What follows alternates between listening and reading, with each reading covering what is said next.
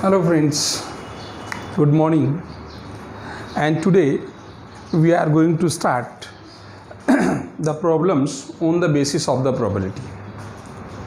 Earlier we have studied about the probability, what are the rules of the probability, how can we find out the probability. It's clear? So your exercise 18.1 belongs to probability. So now we are going to sort out the sum of the problems on the basis of this exercise. So this is the first question of your exercise. In a throw of dice, determine the probability of getting a number more than 4.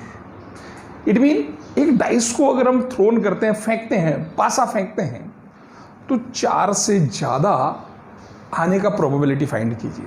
तो सबसे पहले तो हम क्या लिखेंगे,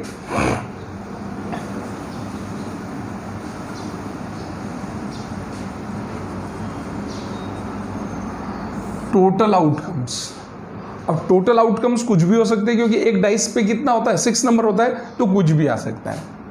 1, 2, 3, 4, 5 and 6. Clear? So these are the total outcomes. Now what is saying? More than 4. More than 4 means 5 and 6. And 5 and 6, what are these numbers? These are known as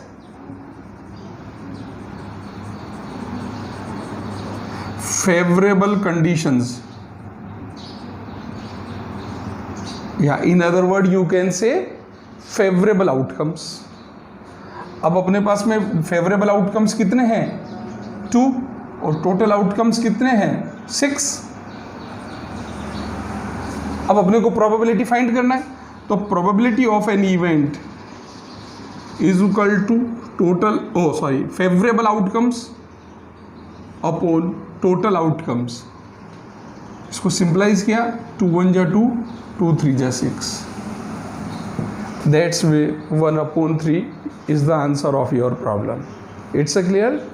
It is very simple. Okay? So this was the question number 1 on the basis of a dice. ये dice के भी आप पे था. What's about the second one? A coin is tossed twice. उसको 2 बार उछाला जाता है coin को. Find the probability of getting the tails both time. दोनों बार टेल आने की प्रोबेबिलिटी फाइंड कीजिए. अब वही चीज, first of all what are the total outcomes. अब उसको 2 बार उछालते हैं, 2 टाइम, तो हो सकता है फर्स्ट टाइम हेड आए और सेकंड टाइम भी हेड आ जाए. तो ये तो फर्स्ट टाइम हो गया. हो सकता है हम लोग उसमें एक बार हेड आए और सेकेंड टाइम टेल आए, या maybe first time we get tail and second time head, and we may get also both time tail. दोनों बार हेड भी आ सकता है, दोनों बार टेल भी आ सकता है. पहले हेड फिर टेल, और पहले टेल और फिर हेड. तो इस तरीके से ये इसके टोटल आउटकम्स हो गए. Clear? Favourable condition. Favourable condition क्या देखनी है? Tail both time. दोनों टाइम पे उस पर टेल आए, तो टेल कितने time? One time only. So favourable condition only 1, and total outcomes 4. So probability of event is equal to 1/4. It's a very simple. So this type of the question occurs in section A. तो जो आपका section A होता है उसमें इस तरीके की problems आती हैं. Clear? Now we will discuss some of more problems.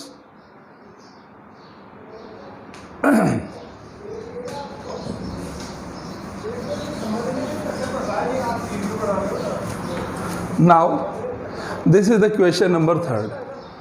One number is selected randomly from natural number from 1 to 7. So which are the natural number?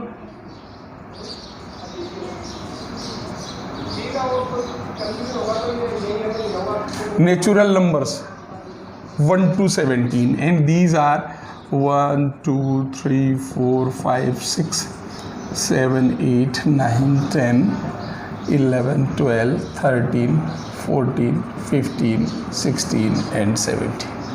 Clear? So first of all we have to mention all these numbers 1 to 17.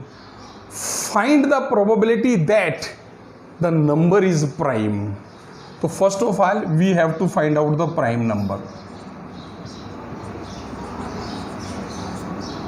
तो natural number 1 to 17, it mean these are total outcomes,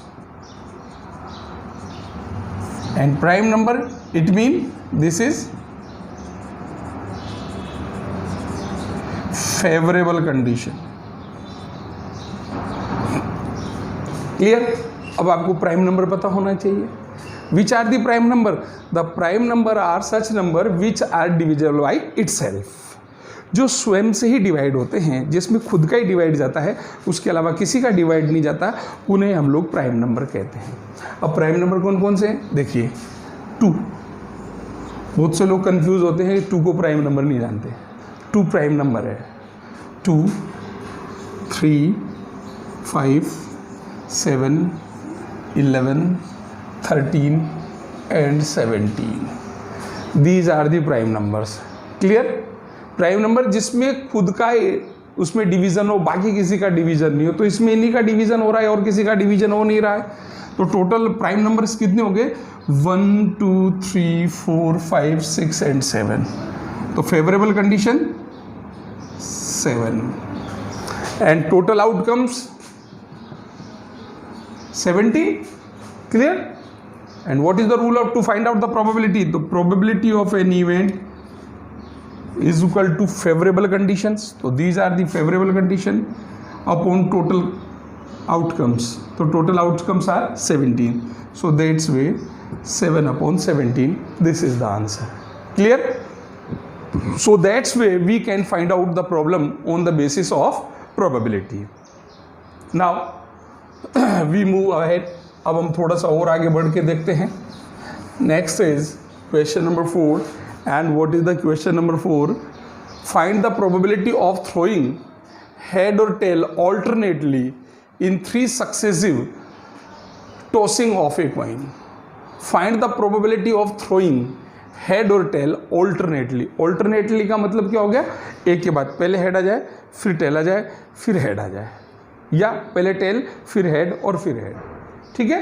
तो इस तरीके से हम लोग अब मैंने आपको बताया, ये प्रॉब्लम आप खुद सॉल्व करके देखिए, बहुत सिंपल सा है।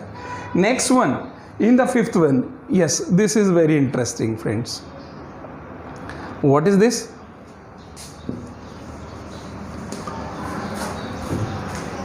Find the probability that non leap year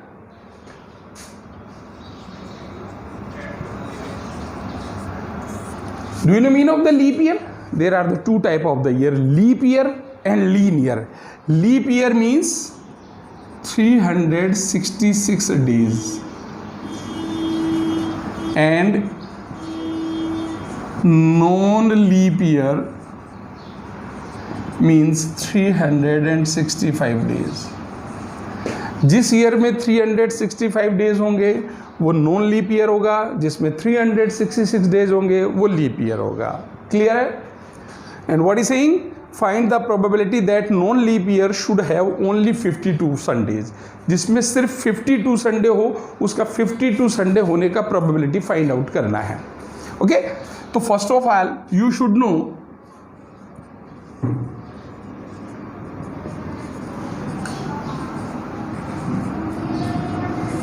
there are 52 weeks in a year. 1 year में 52 वीक्स होते हैं, ये आप लोगों को पता होना चाहिए। ठीक है?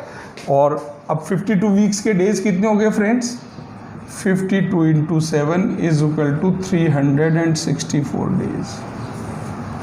अब 364 डेज हो गया, तो ये तो अपने पास में 52 वीक्स का हो गया। अब रिमेनिंग डेज कितना रह गया? 1।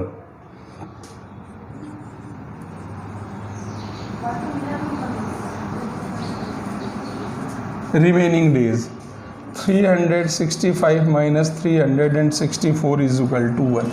It's a clear? अब वो क्या कह रहा है कि सिर्फ 52 संडे होने चाहिए, 53 नहीं होना चाहिए, बिकॉज जो अब जो 1 डे बचा हुआ है रिमेनिंग लास्ट वन, वो कुछ भी हो सकता है 7 डेज में से, and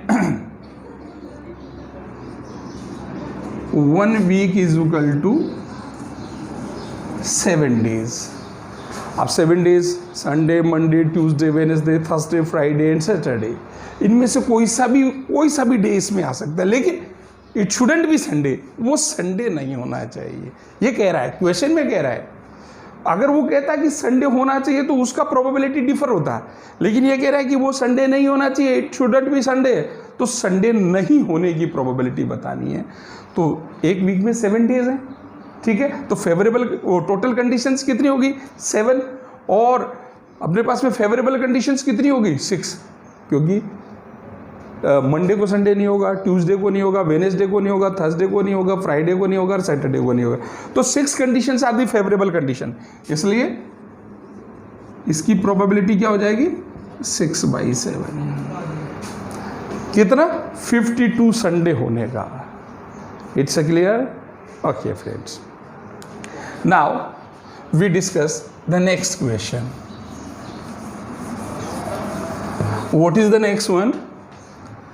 is saying that if the probability of an event is equal to 0.65, then what will be the probability of not happening of event? So not happening, earlier what I have told you, it should be mentioned like this, बताया था, ऊपर बार लगाना है। and I have also told you a formula that the happening plus not happening is equal to 1. Earlier I told you this formula कि होना और नहीं होना उसका total value 1. So now put the value of this one. So 0.65 plus not happening event equals to 1. Then not happening is equal to 1.00 minus 0.65, then is equal to 0.35. So this is the probability of not happening. Clear? And what I have told you, that the probability of an event should be more than and equals to 0 and less than and equals to 1. 0 या 0 से बड़ा होना चाहिए और 1 से छोटा होना चाहिए। It's clear? So that's where we can find out the probability of the given question. So these type of the questions belongs to section A. इस तरीके के जो प्रॉब्लम्स होते हैं वो हमारे पास में 1 मार्क से रिलेटेड होते हैं, ठीक है। Now I am going to talk about the next one. So what is the next one?